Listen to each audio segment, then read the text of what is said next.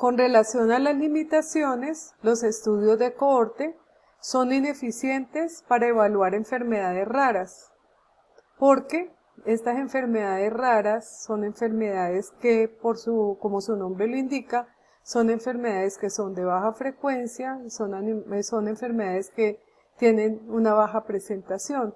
Por lo tanto, si partiéramos de población sana, ¿no es cierto?, como es el diseño de este estudio, a mirar en el tiempo cuando aparecen esas enfermedades, pues requeriríamos de una población muy grande para poder hacer el seguimiento y sería muy costoso. Por eso esa es una de las limitaciones. Son muy largos, pueden ser muy largos y costosos, porque hay que esperar a que se presente la enfermedad y si son enfermedades crónicas, pues eso va a requerir de recursos y de tiempo. La validez de los resultados se puede ver comprometida por la pérdida de seguimiento de los individuos.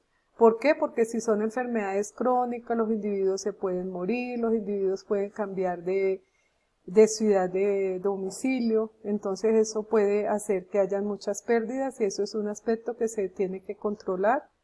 Puede haber cambios en la exposición también, porque una persona que está expuesta a un factor de riesgo hoy puede no estarlo en el futuro o puede aumentarlo, o aquella que no estaba expuesta puede iniciar adquirir ese factor de riesgo. Entonces eso se debe tener en cuenta y por lo tanto se requiere que haya un seguimiento permanente, continuo de los individuos objeto de estudio. Y pueden haber errores de clasificación de los observadores y esto es en especial en enfermedades crónicas. Cuando no hay una continuidad, el mismo grupo evaluador, si hay algún cambio de investigador o de una persona que tenga que hacer el seguimiento, si no tiene unos criterios claros, puede incurrir en este tipo de sesgos. Los estudios pueden ser retrospectivos, prospectivos y mixtos. Pero realmente los clásicos son los prospectivos. ¿En qué consisten los prospectivos? Es de los que ya hemos venido hablando, que son de los estudios donde partimos de población sana, ¿no es cierto?, que no tiene la enfermedad y que hacemos un seguimiento a través del tiempo de manera longitudinal para ver la aparición de la enfermedad a través del tiempo y donde comparamos una cohorte expuesta con una cohorte expuesta al factor de riesgo, una cohorte no expuesta a ese factor de riesgo, y como habíamos dicho, tienen que ser comparables respecto a las variables que se consideran pronóstico de la enfermedad, a excepción del factor de riesgo que estemos evaluando. ¿Cuáles son las cohortes retrospectivas o históricas? Que estas, digamos, son desde el punto de vista del diseño y desde el punto de vista metodológico, pues son menos frecuentes. Es que yo puedo hacerlo, uno, mediante registros, pero debo tener unos registros de muy buena calidad, donde yo pueda establecer, ¿no es cierto?, hacer la selección de unos individuos que hayan estado expuestos y no expuestos a esos factores de riesgo, pero que en el momento en que yo inicie el estudio, ¿no es cierto?, que es basado en registros, yo pueda identificar el momento en que esos individuos no tenían la enfermedad y poder mirar a través de esos registros y del tiempo cuándo empezaron a enfermar y si estuvieron y cómo fue la evolución en la exposición. Pero pues eso realmente pues se usan, son menos frecuentes. O también unas cohortes yo puedo también establecer las dos cohortes, o sea, de la población sana, expuesta y no expuesta, mediante registros, o sea, hacerlo de manera retrospectiva y empezar a hacer un seguimiento de la aparición de la enfermedad de manera prospectiva. Y eso se hace en especial cuando son exposiciones de tipo ocupacional, en donde se reconstruye esa exposición y la frecuencia del evento en los grupos evaluados en un periodo de tiempo. Pero la validez de estos tipos de estudios retrospectivos, como ya les dije, depende mucho de la calidad de los registros utilizados y por eso no son tan frecuentes de hacer. Les voy a comentar sobre el estudio de cohorte más importante que hay en este momento en el mundo y tal vez el estudio de cohorte más grande que se ha hecho en salud humana, que es el estudio Framingham. Ese estudio lo que evalúa es una cohorte que lleva en la tercera generación.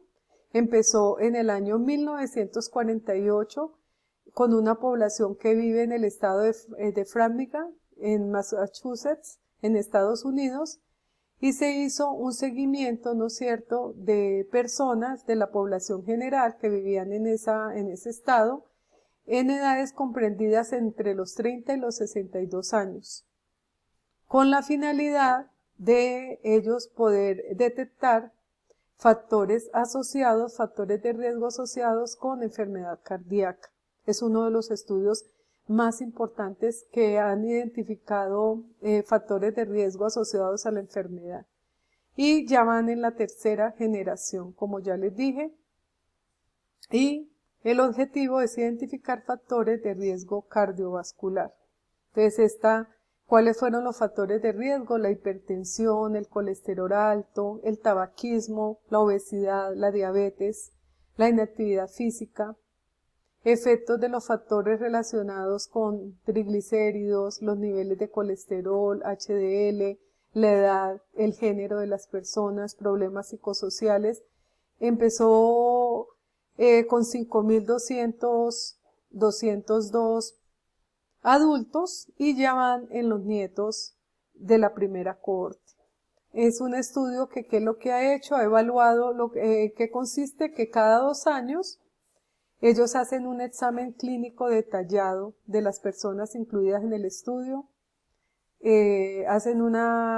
levantan una historia clínica detallada de todos los hallazgos que encuentren en esas personas, un examen físico y pruebas de laboratorio. De allí, más o menos ya como producto han resultado 1.200 artículos que ya están publicados y son los que han ayudado a aumentar el periodo de vida de las personas con enfermedades cardíacas. Y todavía está vigente este estudio. Bueno, recordemos que el análisis de la información se hace el igual, esto ya lo vimos, se hace en tablas tetracóricas de 2×2, donde vamos a evaluar el efecto y vamos a evaluar el factor de riesgo teniendo una cohorte expuesta y una no expuesta. Vamos a hallar el cálculo que vamos a hallar es el riesgo relativo, también podemos hallar el riesgo atribuible y todas las medidas de impacto que ya nosotros vimos en las clases anteriores. Y vamos a ver un ejemplo hipotético de un estudio para evaluar la asociación que existe entre el hábito de fumar con el cáncer de pulmón, que es uno de los estudios de cohorte más clásicos también que se dieron en la historia de la medicina humana. Y nos piden que calculemos el riesgo relativo y la fracción atribuible. Entonces, recuerden que para hallar el riesgo relativo tenemos que hallar la proporción de incidencia de los expuestos sobre la proporción de incidencia de los no expuestos. Entonces, la proporción de incidencia, ¿cuáles son los expuestos? Pues los que tenían el hábito del tabaquismo. Entonces, de los 7.000 que estaban expuestos, quienes desarrollaron cáncer de pulmón, o sea 70 sobre 7.000, eso da 0.01, la proporción de incidencia de los no expuestos, o sea los que no tenían el hábito de tabaquismo, ¿cuántos enfermaron? 3 sobre 3.000, el riesgo relativo va a ser la división entre 0.1 y 0.001, eso da 10, ¿qué quiere decir eso? ¿Cómo se interpreta? Que el cáncer de pulmón es 10 veces más común entre las personas que tenían hábito del tabaquismo frente a los que no tenían, o que las personas que fumaban tuvieron 10 veces más riesgo de generar o de presentar cáncer de pulmón comparado con los que no fumaban. Y al hallar el riesgo atribuible, entonces me va a indicar, ¿no es cierto?, que el 90% de los de los pacientes con cáncer de pulmón entre los fumadores son atribuidos al hábito de fumar.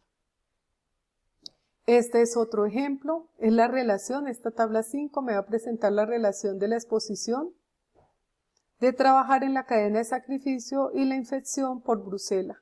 Este estudio corresponde a un brote epidémico de brucelosis en trabajadores de una planta de beneficio, y aquí lo que hicieron fue mostrar, ¿no es cierto?, da un riesgo relativo de 2.5. El intervalo de confianza que indica esto, que las personas que trabajaban en la cadena de sacrificio, que tenían contacto con las secreciones de los pacientes, tuvieron mayor riesgo de enfermar comparado con los que no estuvieron expuestos a esa cadena. Y por eso entonces se observó que ese fue el factor de riesgo asociado y que se presentó el brote asociado con el contacto con animales infectados. Esta es otro estudio de cohorte. Es un grupo de trabajadores, ¿no es cierto?, para evaluar la presencia también de la brucelosis, y aquí se muestra que el personal que estaba en la sala de sacrificio tuvo 8 veces más riesgo de presentar la brucelosis comparado con el resto de trabajadores que trabajaban en la parte administrativa y en la tienda, o sea, comparado con aquellas personas que no tenían contacto con las secreciones de los animales infectados. ¿Qué diferencia hay entre los estudios observacionales? De acuerdo con la forma como se seleccionan los grupos de estudio y cómo se comparan. Cuando los grupos comparados se van a definir por la presencia o no de la enfermedad o del efecto, esto corresponde a los estudios de casos y controles. Pero si por el contrario los grupos se definen de acuerdo a la presencia o no del factor de exposición y se parte de población sana, estamos hablando de los estudios de cohorte. Entonces, ustedes van a tener una actividad, ¿no es cierto?, en grupos con las cuales vamos a poder diferenciar los 4 tipos de estudios que vimos. Los estudios descriptivos, de prevalencia, de casos y controles y de cohorte, para poder ver en qué se diferencia, cuáles son sus ventajas, cómo se interpretan los resultados.